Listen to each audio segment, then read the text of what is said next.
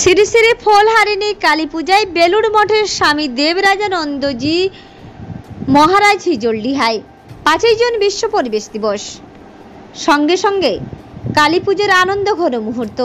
আর এই শুভক্ষণে ময়নাপুর এলাকার হিজলডিহা বিবেকানন্দ সেবা সমিতিতে কালী পূজার আয়োজন করেছেন এই প্রতিষ্ঠানের সম্পাদক বিকাশ পালধি এবং অন্যান্য সদস্যরা।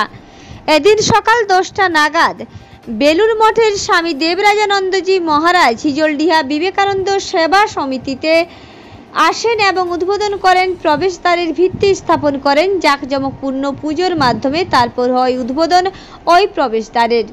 সকাল 10:30টা নাগাদ মহারাজ অমিয়ানন্দ মহারাজের নামের একটি ভবন উদ্বোধন করেন, অমিয়ানন্দ বিদ্যা ভবন, যা সত্যি এক ঐতিহাসিক মুহূর্তের সাক্ষী।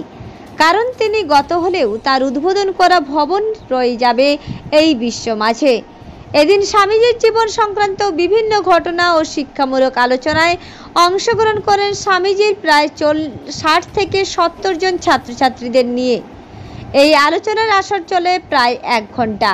তারপর স্বামী বিবেকানন্দের জীবনীর উপর পরীক্ষা নেওয়া হয় এই আশ্রমের তরফ থেকে ছাত্রছাত্রীদের বলেই খবর। বছরের পর বছর এই হিজলডিহা বিবেকানন্দ সেবা সমিতির মাধ্যমে হাজার হাজার মানুষের সহযোগিতা হয়, যা সত্যি বিরল বাঁকুড়ার জয়পুর ব্লকের জন্য। আজ আমাদের ফলহারিণী কালী পুজো দীর্ঘদিন কয়েক বছর যাবৎ আমাদের করছি। আর এবছরও আরম্ভ হয় পুজো। সেই পুজোকে কেন্দ্র করে আর আমাদের 40 বছর আশ্রমে স্কুলে পুজো চলছে, বিভিন্ন প্রোগ্রাম চলছে। সেই প্রোগ্রামে ফলশ্রুতি হিসাবে আমাদের ফলহারিণী কালী পুজোকে কেন্দ্র করে আমাদের আশ্রমের প্রধান প্রবেশদ্বার একটা গেট, আর ভিত পুজো হলো। এই ভিত পুজো করলেন বেলুড় রামকৃষ্ণ মঠ মিশনের মহারাজ শ্রীমৎ স্বামী দেবরাজানন্দজি মহারাজ। উনি আমাদের ভাব প্রজা পরিষদের যুগ্ম অল ইন্ডিয়া কনভেনার। উনি এসেছিলেন, ওনার হাত দিয়ে আজকে এই গেটের ভিত পুজো হলো।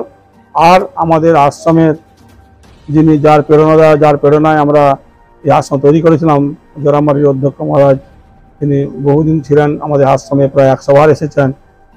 সেই মহারাজের শ্রীমৎ স্বামী অমরানন্দজি মহারাজ, উনি ওনার নামে স্মৃতি রক্ষার জন্য আমাদের একটা স্কুল বাড়ি ছিল, সেই বাড়িটাকে আমরা নতুন রংফং করে নতুন বুদ্ধিতলা করে আমরা শ্রীমৎ স্বামী অমরানন্দজি বিদ্যা ভবন, সেটিও ওই মহারাজের হাত দিয়ে আগে উদ্বোধন করা হলো, বাড়িটির নামকরণ করা হলো এবং ওনার হাত দিয়ে আজকে মূর্তি উন্মোচন করা হলো।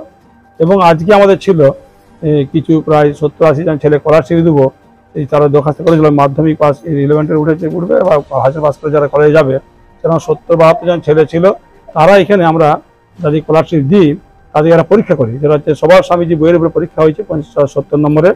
এই 70 পরীক্ষাটা আমরা দিয়ে করিয়েছিলাম।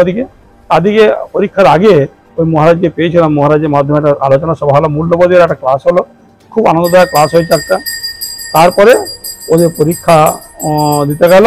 আর আমরা এই কর্মধারার মধ্যে যে প্রতি বছর মাসে 40 জন বিধবাদের যে রিলিফ ছিল, সেই রিলিফটাও আজকে এইখানে চালু হলো। সেটিও মহারাজ 2-3 জনকে দিয়ে উদ্বোধন করলেন।